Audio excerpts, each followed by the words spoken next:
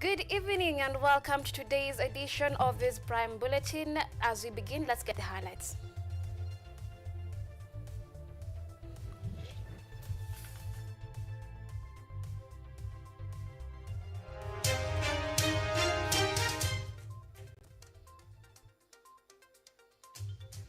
The Kenya Medical Practitioners, Pharmacists and Dentist Union KMPDU threatens to go on strike starting December 1st, decrying delays in intern salaries.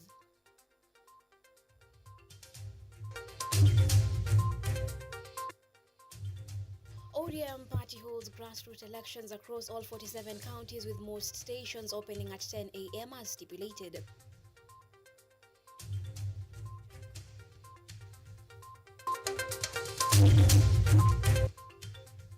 Nyeri Senator Wahome Wamatinga sworn in as new Parliamentary Service Commissioner, replacing Laikipia Senator John Kemuma.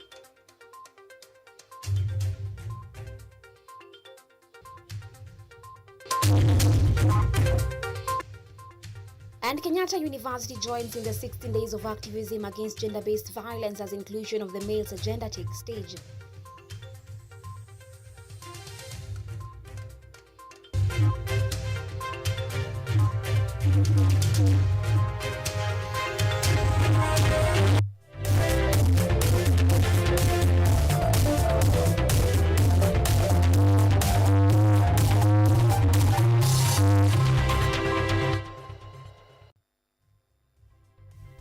This is KUTV Primetime News with Yvonne Kemuma. On the sign language interpretation is Lucy Kiari. Engage with us on X at KUTV_Kenya at Kemuma_Monari will begin.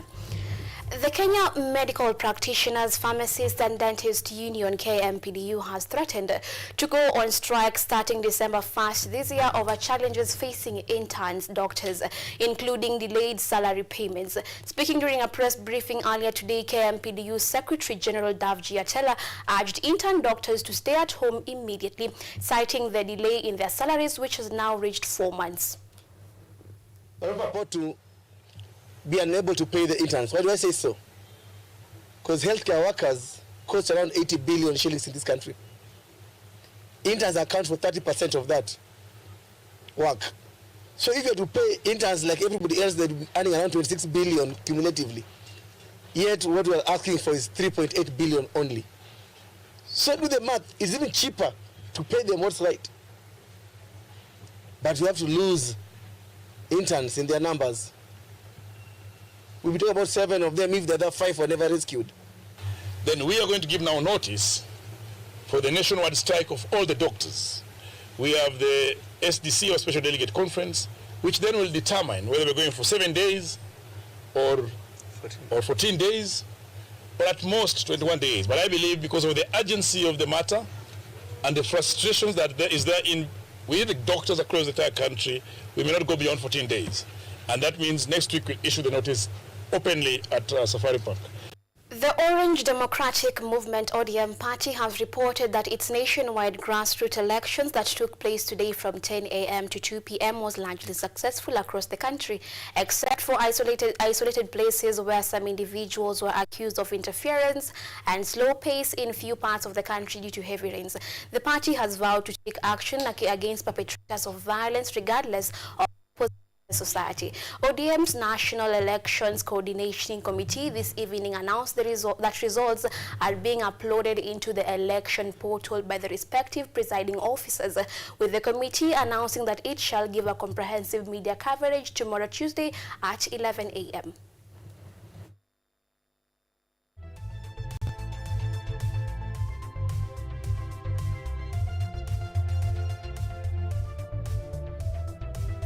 Now, Nyeri Senator Wahome Wamatinga has been sworn in as a commissioner for the Parliamentary Service Commission following Laikipia Senator John Kinyua's resignation, a key ally of former Deputy President Rigathi Gachagua. Kinyua's resignation came a week after they publicly apologized to President William Ruto during his visit to Laikipia for voting against all the impeachment charges against Gachagua. Preliminary reports indicate that looming key parliamentary reshuffles likely to affect Gachagua allies in the Senate and National Assembly.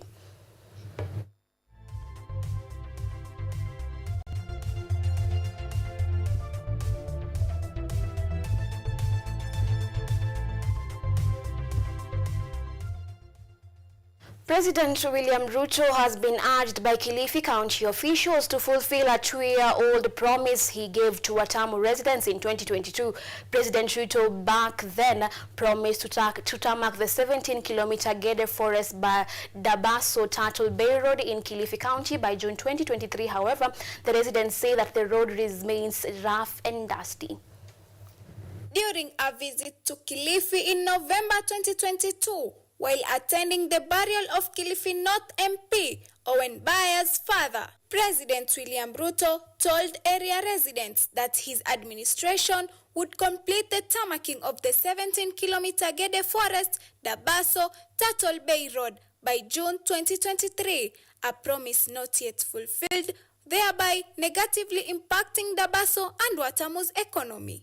Speaking during the launch of construction of the 2.5-kilometer Timboni, Dabaso, Krapshak Road, Dabaso Ward Member of County Assembly, Emmanuel Changawa, said that the poor state of the promised road has largely affected tourism and business activities in the area as it navigates through the Mida Creek tourism circuit.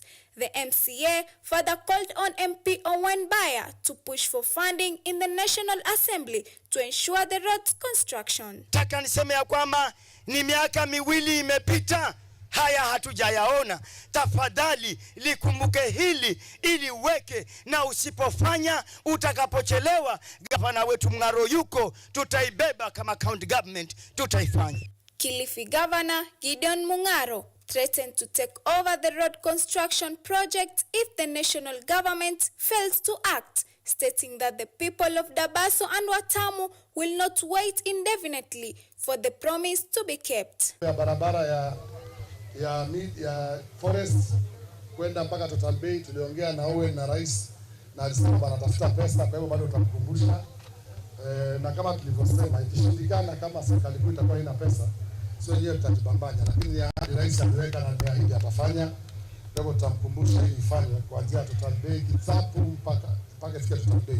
On the other hand, Kilifi County Chief Officer for Roads, Philip Charo, said that the road projects will include construction of drainage system and street lights to spur a 24 hours economy in the area. As upgrade kuziweka katika kiwango cha lami, na huo ni sawa na ule mfumo ambao gavana Mungaro ameuleta kwetu hapa.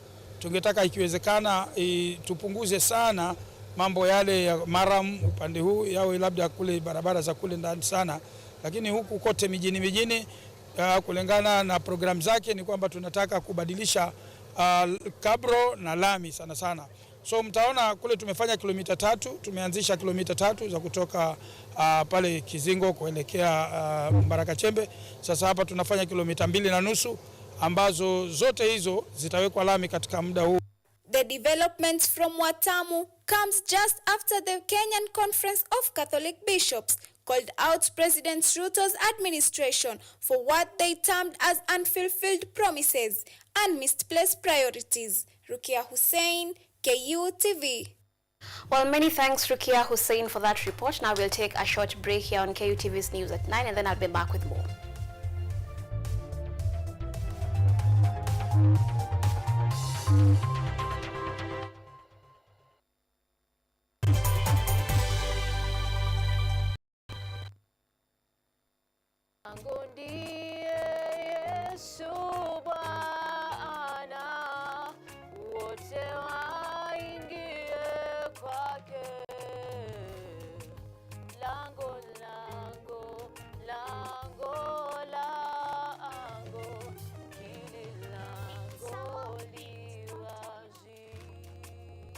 I am right here for your sake.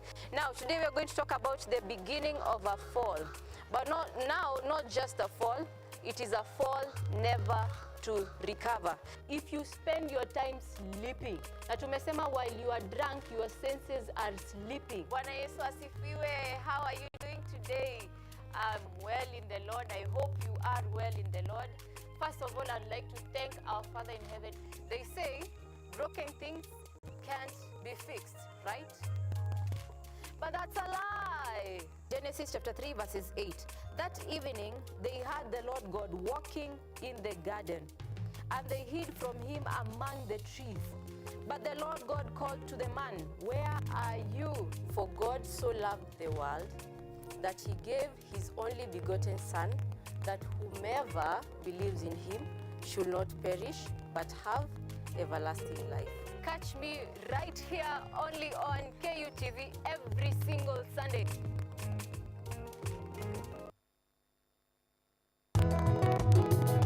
Katika maisha yetu ya leo, wakulima na jamii nyingi kwa ujumla wanakumbatia teknolojia mbalimbali na kilimo hai ili kuondoa magonjwa sugu na kuongeza usalama na utoshelevu wa chakula.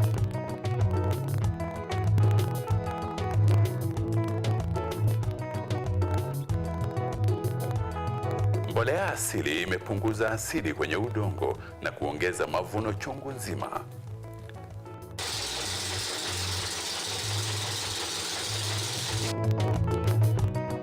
Wajua tuko shambani, na humu shambani pia kuna ng'ombe, kuna kuku, na wanaacha uchafu wao. Na huo uchafu si wa kutupwa, ni wa kutumika katika kilimo kama mbolea.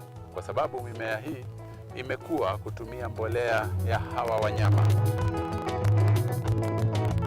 Wakulima mbalimbali wamekumbatia teknolojia ili kuokoa gharama ya ukulima na kutumia nafasi zilizopo katika mashamba yao.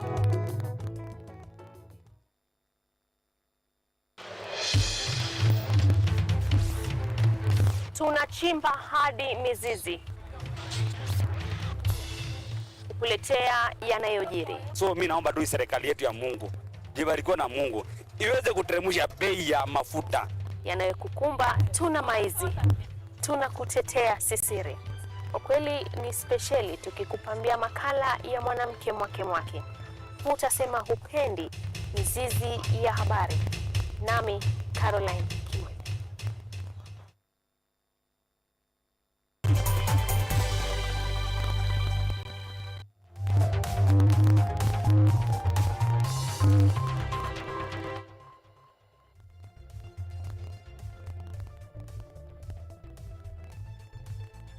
We are streaming live on YouTube at KUTV News Kenya. Engage with us on X at Kemuma_Monari at KUTV_Kenya. President William Ruto has directed that the Kenya Innovation Agency be domiciled in the office of the President to ensure effective leverage across the government. Speaking during the official opening of the 4th edition of the Kenya Innovation Week Africa in Nairobi today, Ruto further announced the establishment of a 1 billion startup fund to scale up innovation and investment in the country. Emma Mwangi has more details. President William Ruto officially opened the Kenya Innovation Week today at the Edge Conventional Center in Nairobi, where he hinted the importance of the government grabbing this opportunity in this space as part of making sure they create adequate high-facility jobs for the young people of Kenya. We must have a clear, determinate budget. I'm going to be proposing to Parliament 500 million for Kenya Innovation Agency and $1 billion shillings for startup fund. The head of state further directed the relocation of the Kenya Innovation Agency to the President's office in order to guarantee efficient influence throughout the government, while additionally promising to propose a 500 million Kenya shillings sustainable budget to Parliament for the Innovation Agency on top of 1 billion shillings for startup funds, so as to provide resources and collaborations that will accelerate conversation ideas into value.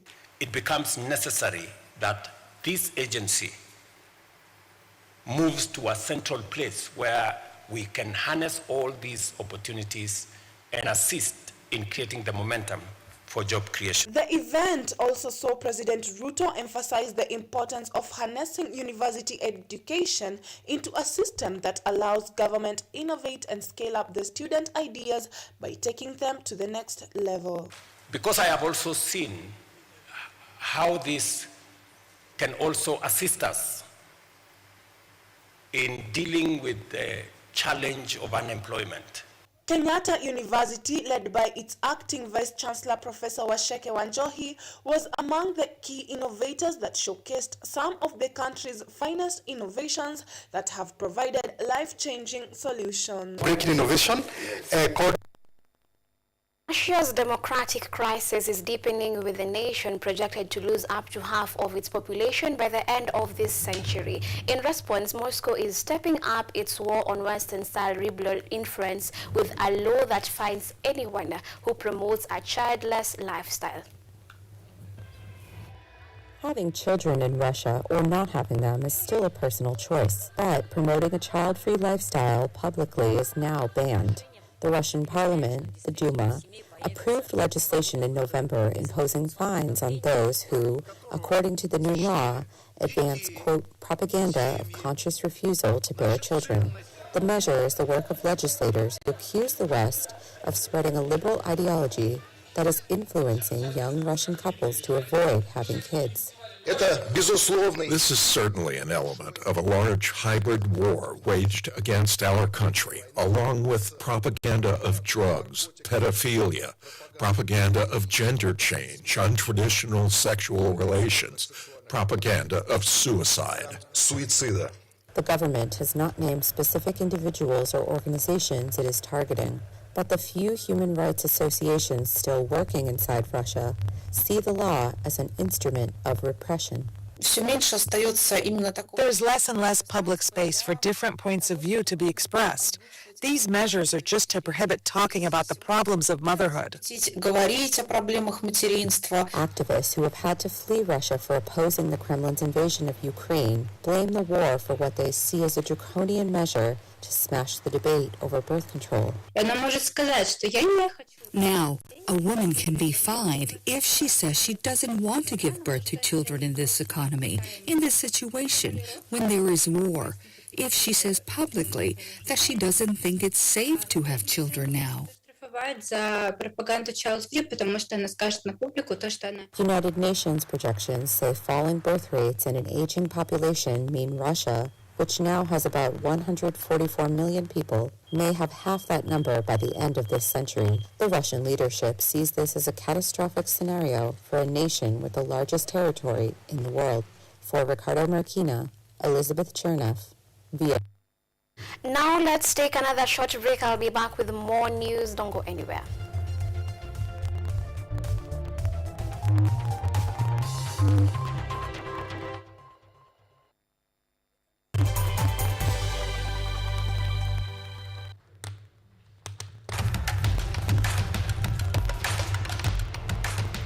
Access to knowledge, solution to unanswered questions.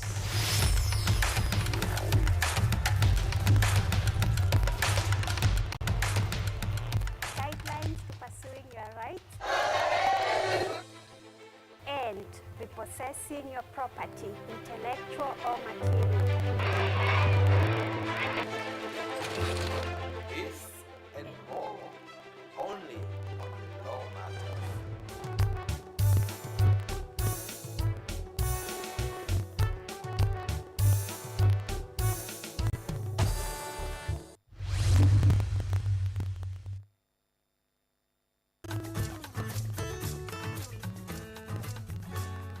Hi, my name is Stella Tioi. Jina langu naitwa Kemuma Mkwa James. This is Mandela Gaya. Ugonjwa ulipokuja ulichukua siku 3 ukaniweka in coma. 20 wamezikwa, 2 ndio wako hai.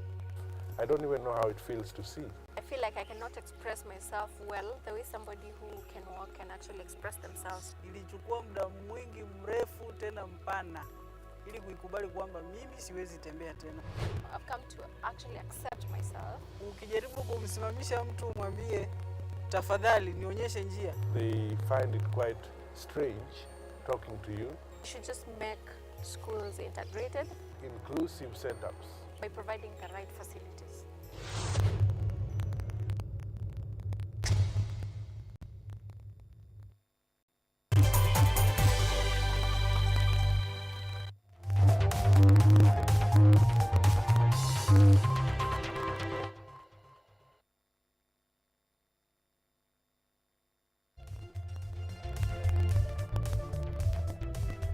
now watching KUTV Primetime News with Yvonne Kemuma. Welcome back. Many thanks for being with us. Continue engaging with us on X at KUTV_Kenya, at Kemuma_Monari. We are streaming live on YouTube at KUTV News Kenya. Former Prime Minister Raila Odinga's campaign for the African Union Commission chairmanship continues to gather momentum following the conclusion of his 7-day campaign tour in West Africa today in Nigeria, just a few days after Mauritius withdrew its candidate and officially declared her support for Raila Odinga, a move that has further strengthened his campaign bid. The campaign trail for the African Union Commission chairmanship is heating up, with former Prime Minister Raila Odinga family at the center of the spotlight. Odinga is expected to visit Nigeria, rounding off a week of intense diplomatic engagement with African leaders, during which he laid out his vision for a united and prosperous Africa. In a significant boost to his campaign, Mauritius on Tuesday officially withdrew its candidate Anil Gayan and declared her support for Odinga. A message conveyed by Mauritius' newly elected Prime Minister Navin Ramgoolam during a phone call with President William Ruto. The endorsement signals a shift from the stance of former Prime Minister Pravin Jugnauth, who had backed the Mauritian candidate. This past week, Odinga's West African tour saw him meeting with President Nana Akufo-Addo in Ghana, President Faure Gnassingbé in Togo, President Diomaye Faye in Senegal, and President Alassane Ouattara in Cote d'Ivoire. In Cote d'Ivoire, Odinga emphasized the need for transformational projects like improved infrastructure, visa-free movement, and increased intra-African trade to drive sustainable development across the continent. In Gabon, Odinga engaged with Vice President Mohamed Jallow, while in Benin he met with Foreign Affairs Minister Olusegun Bakari. The discussion centered on effective governance and regional interaction. Odinga's Pan-African agenda strongly focuses on infrastructure and trade, which he believes will empower the African Union to address the continent's challenges. As his campaign gains momentum, Odinga's meeting with leaders reflect a growing consensus on the need for transformative leadership at the helm of the African Union Commission.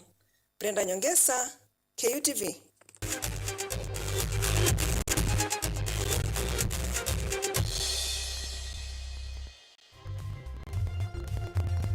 Now, Gor Mahia triumphs over Kakamega Homeboys with a 2-0 victory in the Football Kenya Federation Premier League at Kenyatta Stadium. Gor Mahia defender Boniface Onyango opened the score sheet in the 34th minute, followed by midfielder Bryson Wangai's winning goal in the 93rd minute. In the other match played today in the FKF League, Shabana FC overpowered AFC Leopard with a 2-1 win at Gusii Stadium, while Posta Rangers defeated Bidco United 3-1 at the Sport Pesa Arena.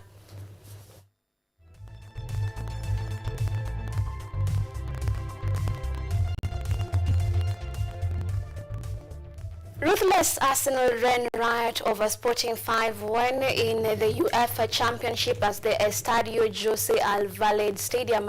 Gabriel Martinelli, Kai Havertz, Gabriel Magalhaes, Bukayo Saka and Leonardo Trossard iced the game after the Arsenal, while Goncalo Inacio scored a consoling goal for the Portuguese side.